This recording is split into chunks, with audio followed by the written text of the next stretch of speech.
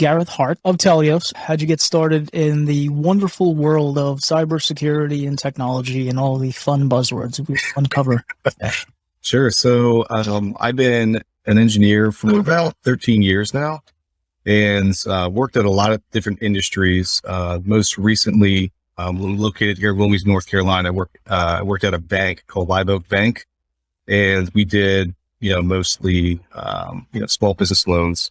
And right around when COVID kind of really started hitting, it just kind of started getting crazy. And my passion was really in Web3 and the security side of that. And so at the bank, we had a lot of security we kind of had to run, and with and like SOX 2 compliance. So I was kind of always had like a background in it and a lot of interest in it as well. It always seemed like this kind of like this puzzle, this back and forth you're always kind of having to do to kind of keep things secure. And that was kind of really interesting. And how did Telios come about? Yeah. So while working at the bank, we had to take in a lot of personal and private information from our customers. And it was just a huge pain, right? They had to jump through all these hoops. We had to have like a separate software for them to send us, personal documents like W-2s and social security numbers and banking information. And it was like a lot of friction there, and it was just a huge pain. And our customers had to use like 2 or 3 different apps to go through like the process of their loan. And then I also saw this and my father-in-law is an accountant, and just sending him my tax forms every year is kind of a pain. You got to encrypt the PDF, they call him up. Is he still using Gmail for his practice? Yeah, he is. He's moving to Telios though after.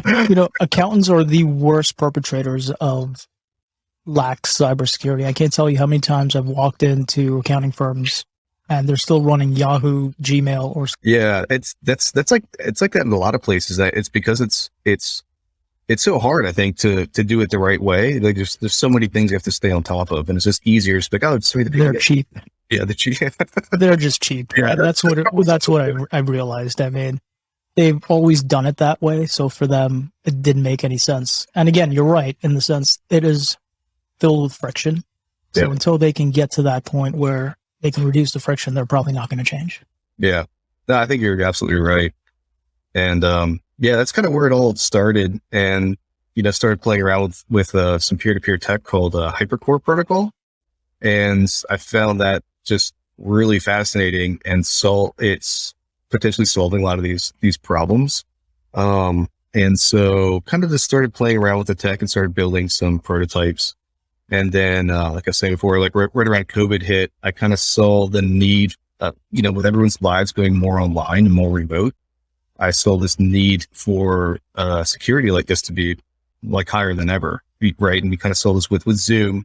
When I was working at the bank, they told us we couldn't record Zoom calls anymore because they weren't being stored in a secure way. And the covers or the curtains got kind of pulled away on some of these companies we've used it for a while. They're like, oh, they're not as secure as we thought. And so I thought it was Come on, there's nothing wrong with Zoom having their encryption servers in mainland China. Right. What could possibly go wrong there? PII, financial data. Come on. I know, right? And they've got most of the apps people use are backed by Chinese companies. The servers are in China, and it's nobody knows where their data is going, where it's being stored, or how it's being used. It's kind of a big black box for most of the stuff that we services we use online. That's kind of where it all started. So how does Telios attack or begin to handle our data problems? Yeah, so the decentralization part is kind of where I sort of focusing on solving this problem. And to me, I just don't like the idea of storing everything in a cloud. I wanted to have everything local to my device as much as possible, as much as humanly possible. And so with Telios, how we started solving that problem is, your device is the one that creates its private keys. You're the only owner of those, whoever sees those. And, all of your data is encrypted at rest. And that's where it kind of starts there. And then anytime data ever leaves your device, it's always encrypted. And nothing ever gets sent plain text to Telios. So we do back up some of your encrypted data, but we have no way to read it or see it or know what it is. So in the case of Telios, is it an email provider that is encrypted, or is it something like PGP where you can overlay the service onto something like a Gmail or a third-party application to send mail? Yeah, so like with Proton Mails uses PGP encryption, and the problem with that is that you're still sending plain text data because PGP only encrypts the message body of your email. So we want to take it a step further. We want to encrypt everything, and so we actually are building a custom protocol for our email service that we use. So we're backwards compatible with Gmail and everything else, but then emails going between Telios users everything's completely encrypted, metadata included. Can we choose to encrypt emails that are going to Gmail? Right now, the service does not, but in the future, we're going to be adding in a feature to do something similar with Proton Mail, where you send an email in plain text to Gmail with a link to go read your encrypted message on a static domain. And what's your time frame on something like that? That's most likely something that'll be probably like end of this year. We'll get that out. So who's your target demographic for something like this? Because I know in the IT space, meaning the providers, we love the cloud because half of us don't know how to use DNS. So the cloud takes care of that issue. But once it's in the cloud, it's no longer your data, or you don't really get to control it anymore. Subpoenas come down. The company will respond, and maybe you'll get a notification 6 months later, 12 months later. Yeah. So essentially, it's not your data. Who are you guys targeting with this service? Right now, we're targeting B2C customers. So we're fairly new. We launched back in like a closed beta back in October. We're open beta now. And a lot of those early customers came from just a couple posts on Reddit and the Privacy Guides subreddit. And so a lot of those users right now are a lot of our IT professionals, cybersecurity experts, people who are really in the cybersecurity space or in IT, and also a lot of users from Proton Mail right now. And that's kind of our early customer. We want to move to B2B eventually. And I guess one of the first things going B2B is being able to bring your own domain. Yeah. So we didn't want to build all the features up front and like have this big launch. We were kind of doing like the MVP approach. So we just built a basic email service to send and receive. Then we layered in aliases. We're doing like a custom alias feature. And then mobile is launching this summer, and then custom domains. We think with all of those custom domains being most important, that'll be what we can go and approach like businesses to be able to use it then. Okay. So going back to Proton Mail, last year they had an issue where the French government said, hey, we need you to track the IP addresses for these activists. Give it to us so we can go do our thing. In a way, I don't like that, but in a way, it's kind of good because, start talking about human trafficking and those kinds of things. You want those safeguards and those guardrails built in. How are you guys built to deal with something like that? So like a little question to that after. Okay, sure. So we don't track anything right now. We don't track IP addresses. We can see IP addresses when you hit our server for any API requests, but we don't log or track any of that. The only thing that we store in plain text in any of our databases is just essentially your Telios email address and any aliases that you've created. And so we hired a DC lawyer when we first started incorporating the business to write us a legal memo to say, okay, if the U.S. government subpoenaed us, what information would we legally have to turn over? And then could they compel us to build a backdoor or to start tracking IP addresses? And so that lawyer wrote a legal memo saying that there wasn't legal precedent for them to do that. But we aren't going to stop there because in the future, we're already putting in a feature to be able to use our service over Tor. So the IP addresses would just be coming from Mexico. Where are your servers located? Are they domestic to the United States? Well, our cloud provider that we use is UpCloud, which is located in Helsinki, Finland, but the physical location of our servers are on the East Coast right now, just because that's where our user base is. Okay. So why have servers in Helsinki?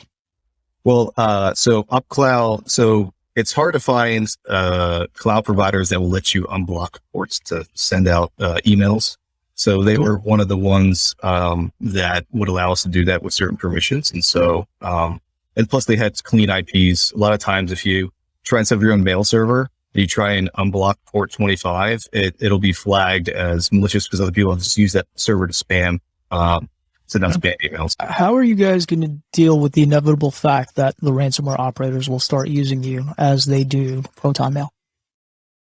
You mean ransomware in that, so you know, the email address they leave for their wallet or the email address they leave for how to get in touch with them is usually a Proton Mail address. How do you guys anticipate a way to deal with those if it inevitably comes around?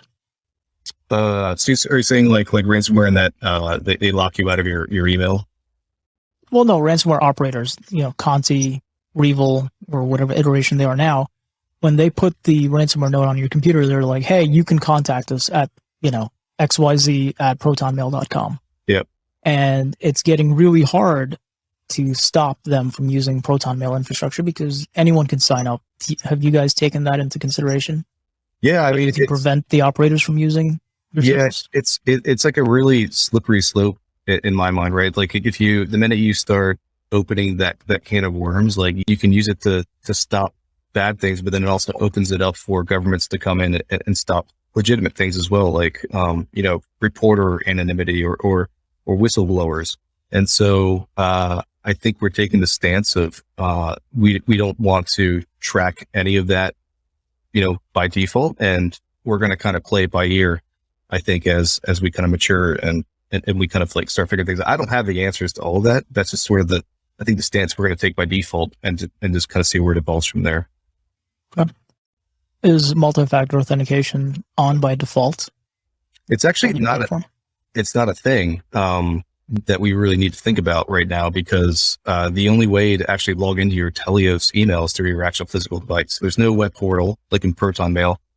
The only way to get access to your account is you have to be using the physical device where the encrypted files are using your memorized master password. There's no other way to get access to it. Am I limited by the number of devices I can have? No, it's unlimited. You're only limited by the amount of hard drive space you have on your devices. Okay, so every time I log in, or so walk me through the process of setting up a device. Like a single device or a multi-device. I guess I'll start with one, and then I'm lazy, so I don't want to go across the room for my phone, so I'll grab an iPad.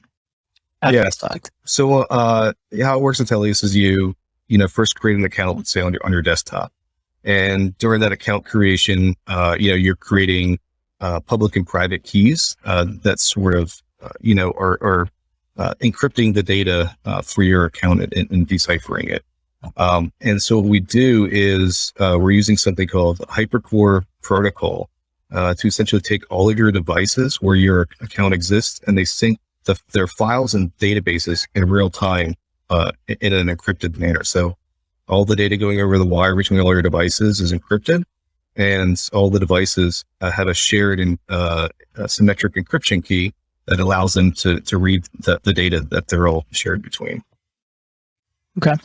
And now if I wanted to add a second device, do I need to do anything on the first device to authorize? Yeah. So what you'll do is you'll go to your settings, kind of like syncing up your TV with like Amazon and your phone or Google, and it'll give you a QR code to scan with your phone or a one-time code that lasts for like 10 minutes that you'll put in on the other device. And then what the devices will then use those codes to connect to each other over the peer-to-peer network. And then they will sync all their files and databases between each other. Is there a default timeout for the devices where you need to re-enter your master password? No, there's not. Nobody's requested it yet. I'm not a user, but I'm requesting it. Okay. Yeah. We thought about it. So it's definitely like a setting we could easily put in if that's something that was requested. The reason I ask is because I was looking at a product to do passwordless authentication, and they're using the default authentication on an iPhone. So most people have a 4 or 6 digit PIN, and most of those people, their kids know their PIN. It's very easy to get around passwordless authentication if that's the authentication factor. So I said, hey, why not just use the existing security architecture in an iOS device and create your own PIN for the passwordless app? This way, it's not a single point of failure. And Yeah. that's the same question I'm asking. I would pose to you guys if I were a user is what if I leave my account logged in and my kid takes my phone, goes out, plays, loses my phone and leaves it unlocked? Then there's access. But if there was a time-based default that even if it is based on setting, that would be pretty cool to at least lock it out. Yeah, no, that's a really good idea. I think it'd be pretty easy to implement too. Like, if your device goes to sleep or you exit out of it, I think like Mint does this when you sign back in, it has their own PIN. You got to re-enter to get into the app. That's separate from the phone PIN. But yeah, I mean, that would be great. Yeah. I don't like the dependency that all these apps have on Face ID or the security passcode for the iOS device, because in my household, most of my family knows my PIN. It's not very secure. Yeah. Yeah. I know guys with families that we all, like my wife knows mine. My kids, I didn't tell them what it was, but they'll look over my shoulder and they see what numbers I'm hitting. So now they know how to unlock it. My daughter, we have screen time on her iPad. And she grabbed her mom's phone, started screen recording it, and said, "Hey, Mom, can you put in the screen time passcode for me? I want 15 more minutes." So wife was like, "Okay, fine, no." And then so my daughter takes her mom's cell phone after and goes to the videos and looks at mom typing in the passcode. So now at that point, my daughter knew the screen time passcode. Yeah. Not bad for a 6-year-old. I know they're smarter than we think. They surprise me every day. But that's an excellent point. I'm going to actually add that to our feature roadmap probably after this call. Web3 is the new rage, and I have to say I am blissfully ignorant. I think NFTs are a fantastic way to launder money. Not saying that anyone should, but how do you think Web3 is going to play, or what role do you think Web3 is going to play in securing data? And I'll tell you one of my hot button topics is I want to own my data, or at least control it. Do you see Web3 is doing something like that, and in turn Telios? Yeah, I mean, I think truly owning your data and controlling it is a lot easier with Web3 than going the centralized way, right? I mean, if you really want things to be originating and living on your phone and kind of not being stored somewhere else, like the really only way to do that in a way that makes sense is with Web3. When I say Web3, I'm not people always think I'm talking about blockchain, but there's kind of like a spectrum of technologies in Web3 that I think are very important for the future of the internet. One being, I don't know if you're familiar with something called DHTs.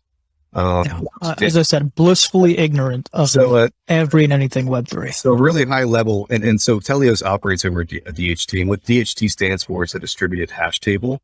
And so when you log on to this peer network, you have a table of IP addresses that you know about. It's, a small table. And, you'll have a public key that you're looking for, and you'll keep bouncing between these IP addresses until you find the public key that you want. And then it'll make this peer-to-peer connection. And it happens, within under a second most times. But that's kind of really like without that before, we had to always go through a central server, right? So if I ever wanted to share data with somebody over the internet, I always got to go through a central server. So I got to give them my IP, and then they know what I'm looking for, and then they make this connection. This way, it's sort of like this blind connection being made over the internet. One of the things about controlling data is, like, I'd love to send you my data. Not really. I don't want to give anybody my data, but if I gave it to you, I want to be able to revoke it. Mm-hmm. And that's where I think DLP and everything of the like falls short today. Yeah, that's like a really tough thing too. I guess it depends what the data is too, right? Because like I feel like whatever you send out to somebody else, like it's almost impossible to revoke. Like let's say it's an image, right? I mean, you can't stop somebody from taking a screenshot or copy and pasting information. Even if you can raise that barrier, right? Make it harder for them to do it. Make them go unplug their phone to come take a screenshot. But what I'd like to do is, anytime I sign up for a social media site or what have you, I want the data to be mine. I don't want them to take it and monetize it, even though I know I probably gave them that permission in the EULA. And no matter how many times people post these disclaimers as their status, it doesn't. Yeah. That's an interesting point. And that's one of this is like really kind of far thinking down the road with Telios, but when we use our email today, it's not just for sending messages. It's really, in most cases, for authentication. Every time you sign up for a service, where you're giving your email address, you're giving them your password, and then they store all your information on their database. Well, the databases that we have with Telios are completely peer-to-peer and encrypted. And I don't see why when you sign up for a service, you couldn't allow them to gain access to a small portion of that, like for a limited amount of read-only access. Yeah, read-only, so that you can revoke later on. And, maybe you go into a Telios portal or whatever product you decide to spin off of it and pay me a 30% royalty. Yeah. Then you're like, you see everything you've authorized and like, no, I don't want that to have access anymore. You just pull it off.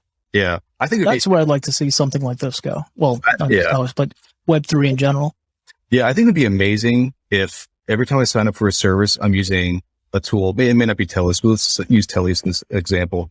I authenticate with Telios and I do this public key exchange, right? And that's how I create my account. Didn't give them a password or anything. And now every time I sign up for this account, right, they get read-only access to a small portion of this database that I store locally. And then I've got all the services I've ever signed up for in one spot. And if ever want to revoke access, like boom, boom, boom, boom, you turn them on and off. Right now, it's like, you sign up for so many things, you don't even know like what's out there or how they sold it or what they've done with it. It's like TV subscriptions. You never know. Yeah. There's not really one place you can go. Yeah.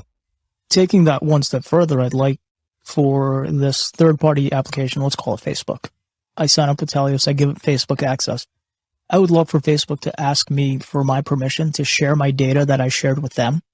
And that's still attached to the permission for Facebook. So I can get granular in where I pull my data back.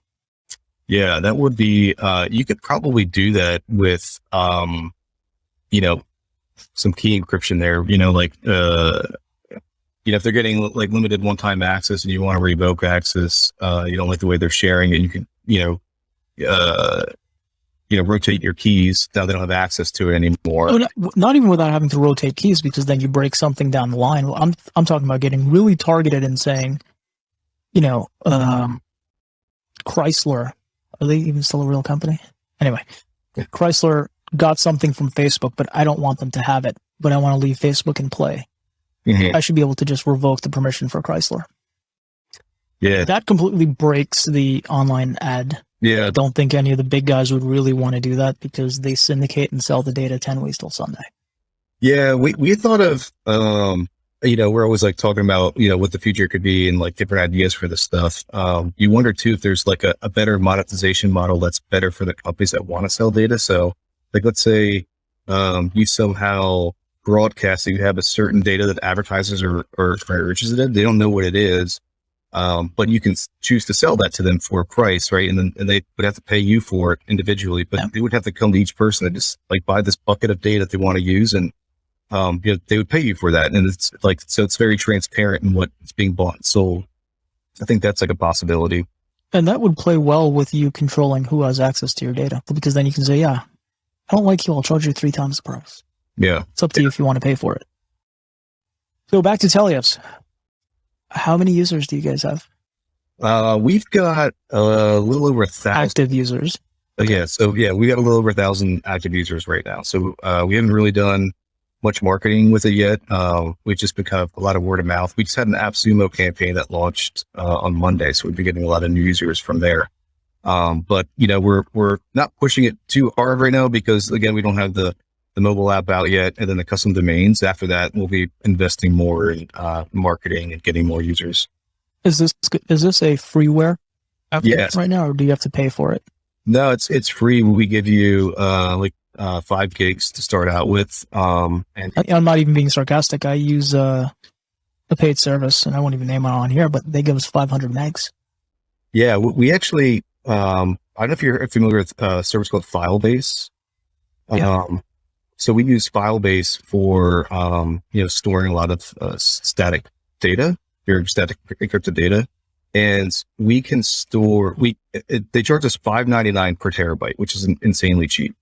Like Amazon right now is like $5.99 or $5.99? $5.99 per terabyte. Can I take backup data there? Yeah. That's dirt cheap. It's super cheap. I mean, it's actually even cheaper than that if you want to run your own nodes that they're using. It goes down to like $3 per terabyte. So they're using something called the Sia network, which is, if you're familiar or heard of Filecoin and IPFS, it's another like this decentralized storage on the blockchain. And so they will take your file and using something called Solomon Reed encoding, they'll split it up into a bunch of multiple files and, with redundancy over all these nodes. And when you want to go to retrieve that file, it'll reassemble it for you and deliver it back down to your device. And it's way cheaper to store data that way. And I really see it.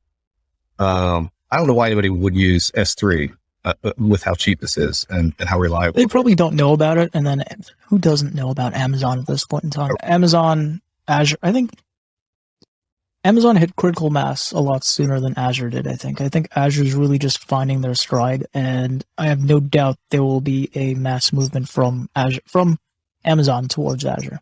Yeah. Yeah. No, I think you're right. I think once people find out about so they're decentralized tech and how it makes sense. I think like once you start talking to people's pocketbooks, especially the CTOs, like, wow, I can save all this money. I think it'll be like a no-brainer to start switching over to some of this stuff. What's your vision for Telios in the B2B space? Because I think that's where a lot of companies are going to move eventually. They want to control communication and their data. Yeah. So I think early on our B2B play is going to be smaller businesses like accountants, like I mentioned before, and like law firms. But then when we get to the more enterprise level, right now enterprises, they control a lot of information, and if they've got legal requirements to retain data and be able to read it. And so we're going to have to build in some extra features for the enterprise level, but it is possible for an enterprise to own completely all of their own data locally. And, each department would have their own public-private key pair. And you have this tree of keys to where, the admin of the org could read all the data, where departments could read data and emails of employees if they wanted to set it up that way. But nobody outside the organization would have any access to it, like wouldn't be stored with Microsoft Outlook or anything like that. I know this is early because you guys are still doing B2C, but when you do move to B2B, how are you going to transition? Well, how will you make it possible for an employee that's no longer there to have their mailbox made available to someone else in the organization if it's locked to their device and its encryption keys? Or is that just going to be a no-go?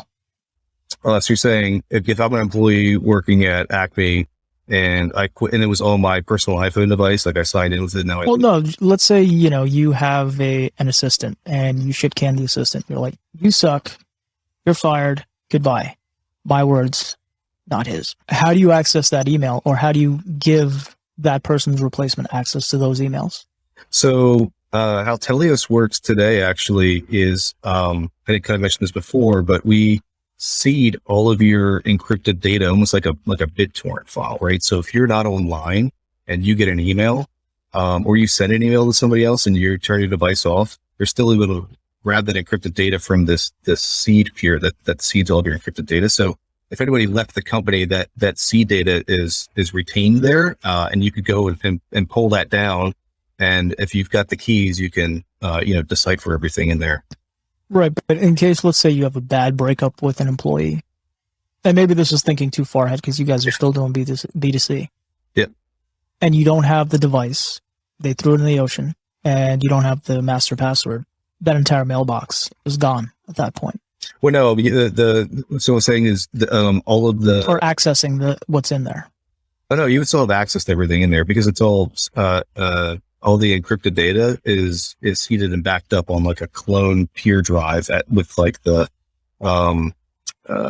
there's a sort of like a cloud component that's almost like BitTorrent where it just seeds all of everybody's accounts mailboxes. So how do you access that data if you don't have the device that created the encryption keys and you don't have the master password?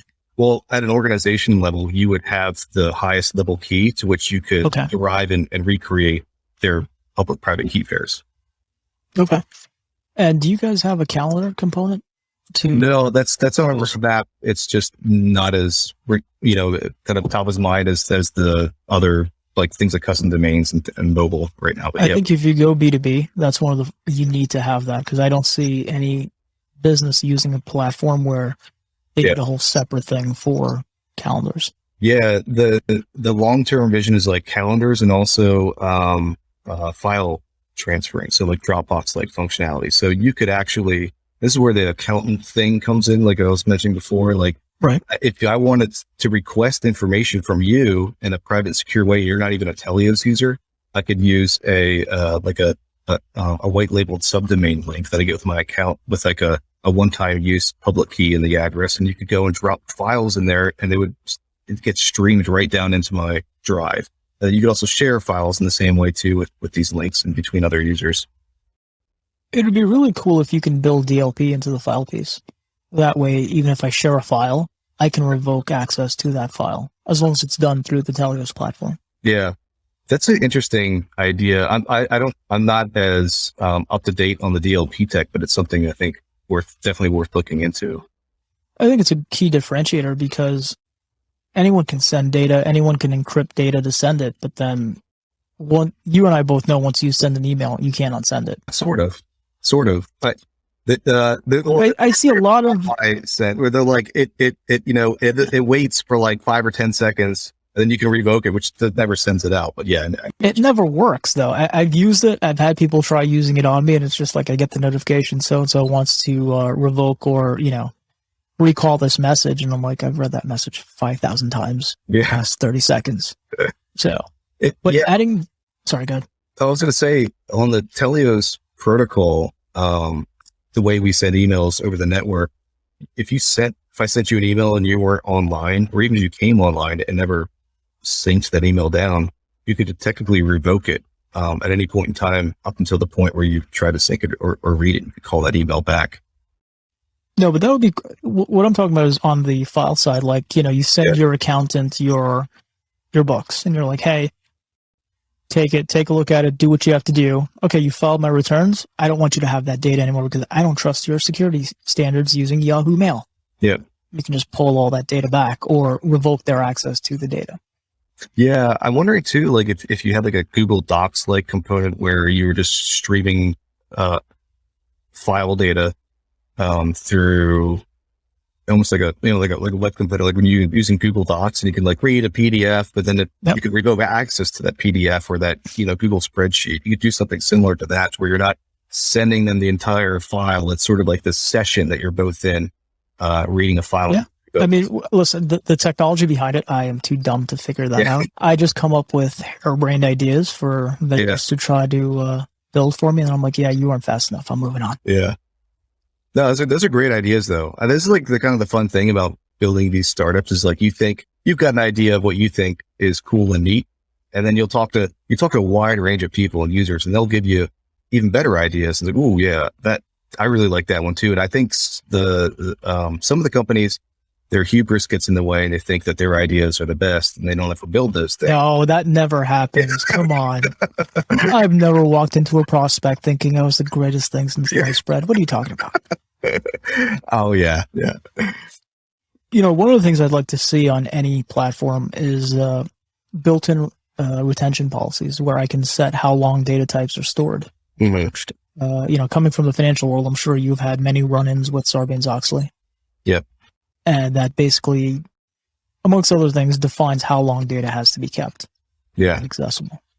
Yeah, that's another interesting thing too. Yeah.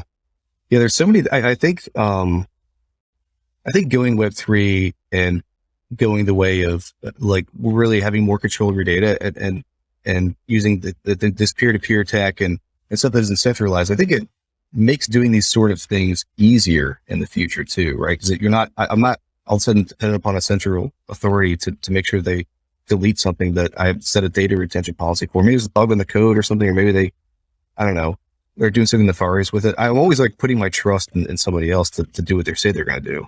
And that's what zero trust is, right? It's like, hey, our platform is zero trust, but you just have to trust that it is. There's no verification on anything, which is why I think zero trust is a whole entire ball of snake oil. Yeah, some of it is. I mean, as a product, not as a framework.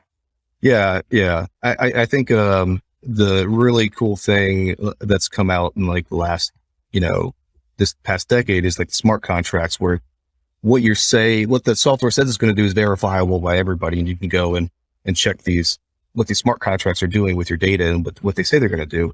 I think that's like a very key thing too, kind of like moving into the centralized space. That's a whole lot of accountability that not many people are emotionally equipped to deal with at this point in time. I like it though. Yeah. Well, it's still very, very early for a lot of this stuff. Like, you know, I was working at eBay around 2010. And I remember, you know, moving to some of these cloud providers was really scary at the time. But we wanted all the infrastructure. Like, they spent millions and millions of dollars, like wanting all the infrastructure in house, and kind of moving to these cloud providers like AWS was like really scary at the time, right? But eventually, everybody went and did it. I mean, I think you're ceding control, right? That's at the end of the day.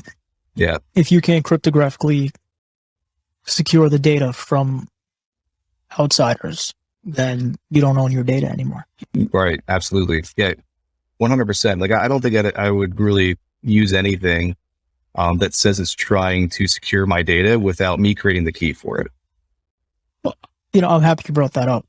Microsoft 365 is probably the preeminent enterprise email system or email provider. Yeah. There are many products out there that offer to back up your Microsoft 365 tenancy. We're talking SharePoint, OneDrive, emails, and Microsoft Teams. I only know of one platform that asks you to create a passphrase to further encrypt the data. Really? Every other provider can see your data. And when you ask them, like, hey, can you see my data? Yeah, but we have a policy in place that our employees are not allowed to. I'm like, yeah. You ever heard of an insider threat? Right. I mean, you ever heard of, you know, a malicious employee that just wants to go in, read everything, and sell it on one of the forums? Yeah. So something like a Telios, if you were telling me that cryptographically we don't have access to it, that's fantastic. Mm-hmm. I mean, obviously, as we discussed earlier, you can't control what's coming in because that's not encrypted. Now, actually, that brings up a question for me. If I have a Telios account and I'm sending to someone else with a Telios account, that means the data is always encrypted, so there's no way to intercept unless someone's on the device screen grabbing or something like that. Right. Okay. Yeah. There's no like man in the middle attacks that are, you know, that could happen with this because it's all peer to peer. And then the key to decrypt the message, you know, that only lives on the physical device. And the only way to get that is with your memorized master password that we don't store. Do you guys have any password requirements for the master password? Yeah, actually we do. So I don't really like a lot of the password validators online. They're kind of bad. Like when you actually run them through like these brute force checkers, the ones that, you know, it's like 8 or 9 characters, uppercase, lowercase. Those only take about 7 hours to brute force crack. No, I have a JPEG, not even a PNG. I have a JPEG on LinkedIn that says it'll take a supercomputer 5,000 years to crack one of those. Oh, do you? Yeah, I was not being serious. No, there are like JPEGs and PDFs and all the cybersecurity communities. Like, yeah. If you use a 12-character password, uppercase, lowercase, symbol, number, it'll take some ungodly amount of time for a computer to crack it. And like, no, it's not. No, yeah, they've gotten so good now, and so we use a very unique password validator that actually checks based off of how many guesses per second. Like I think it's like 100,000 or 10,000 guesses per second. How long it would take to crack the password you're putting in? And if the strength isn't strong enough, we won't let you continue creating your account. Okay. Yeah, so ideally you'd like to get it to centuries. How long it would take to crack before you would. And how many characters would that be? Ballpark? Based on the combination of the number of symbols, the number of letters, uppercase, lowercase. It's not really based off. Well, it is mostly based off characters, but a lot of the hacking techniques use a lot of like tables now to look for commonly used things, like people using the @ symbol for the A, and they can really intelligently find words that you've put even in like long strings. So it checks all that stuff too. So if you did you like I love and you use 0 as an O and VE3, like it would and say that was like 11 characters long, it actually will crack that a lot quicker than you would think using stuff like that. Okay. Now, on authentication, do you guys rate limit the number of inputs for a password? You mean like let's say someone has my device and they pull up the Telios Is it a browser based or is it an application? It's an application. We don't have a browser application. Okay. Yeah. So they pull up the Telios application. They're like, all right, let's try to guess Shiva's password. How many times can they guess a password before it says you're locked out for X amount of time? Yeah, we don't have any of that in there right now since it's all local. So you can try and guess it as many times as you want. You got to limit that to at least 5. Yeah. We that is a good idea too. We did put in that's why we kind of like, because it's set up like that and it's not, hitting an external API, they can say, okay, you only got five chances and then we're going to lock you out. We put in that password validation to make sure you're putting in something really secure, something probably more secure than you're putting in anywhere else. So that password validator is localized to the application. Yes, it's localized. Okay. Sorry, go ahead. I was going to say, it wouldn't hurt though to put in something to put a pause or timeout to keep failing. A counter, maybe 10 like an iPhone or most other applications. Yeah. So is there an application for Windows? Yeah, so we support Windows, Linux, and Mac on desktop. Okay. Where can I get the applications? If you skip or desktop. So I figure, Google Play or iOS or the App Store for the mobile junkies. Yeah, so right now we're still developing mobile, which should be coming out in late July, early August. For the desktop versions, you can go download it off our website, which is just Telios, Telios.io. And you can just go to our download section and download the binaries there. You can also go to our GitHub repository if you want. If you don't trust whatever binaries you're creating, you can actually just recompile the app on your local device and run it that way too. So when you go B2B, I implore you to load them into the Microsoft App Store. Oh, yeah. And the reason being is because I can use Intune to deploy them for clients if it was an application that was needed. Yep. And this way I don't have to worry about my employees or clients of my employees downloading errant files and executing them. Just go to the company portal. Yep. And hit install, and there's no need for process elevation. It's being done through Intune. So, yeah. So my suggestion. Yeah, that's a great one. I'm taking all these notes, mental notes. You've got some really great points. Just hit replay like 5,000 times, give me more views, and you're good. Every time you play it again. Anything else that you want to go over about Telios? No, I just say that, we're still very early. It's a very new technology. I think whenever you're trying to do something new, in a type of industry, it kind of takes a while to adopt, to kind of get comfortable with it. And plus we're still very early. So anybody coming and checking it out, we just want to keep that in mind. But, we are thinking very forward in the future of things we want to do and build. And, I just appreciate you having me coming on and just talking to other folks in the cybersecurity community. I think really helps us, look at what we've built and how we're thinking about cybersecurity in different ways that help us kind of ultimately make it more secure in the future. Sounds good. And I have one question for you. It's the big one for anyone who's still listening. Is your code audited? Not yet. So we're very small. we're bootstrapped, self-funded at the moment. And so, our code is open sourced right now on our GitHub. So developers can self-audit and open up bugs, and tickets there. So it's not some, imaginary security thing like Wicker. No. We will eventually be getting third-party audits, before we go out to B2B. Sounds good. How do the people get in touch with you if you even want to hear from them? Sure. You can reach out to me. My email is Gareth, Gareth @corp.telios.io. Or you can join our Discord server, which is the link is on our website. I'm the most active there. We'll have all that info in the show notes. I guess one last question. Yeah. Why Corp dot? Did you want to be segregated from the Telios email application? Yeah, so we start hiring employees, and some guy's name is James, and somebody already took the name James. Like we'd have to figure out how we create new emails off of that. So that's why we kind of. And does the company run on Telios email, or are you competitors? Yeah, we're using a competitor email right now. We're not completely eating our own dog food yet, but we hope. And I wouldn't, to a degree, because it's how you can insulate your system. That's a good point too. I had a conversation with the head of security over at Zapier, and he's like, "Yeah, we don't really use the same things that we do for our product because we want to be standalone in case something happens, Yeah. still be actionable. So Yeah, no, very good point. Man, this has been so great coming on here, getting all these great ideas from you.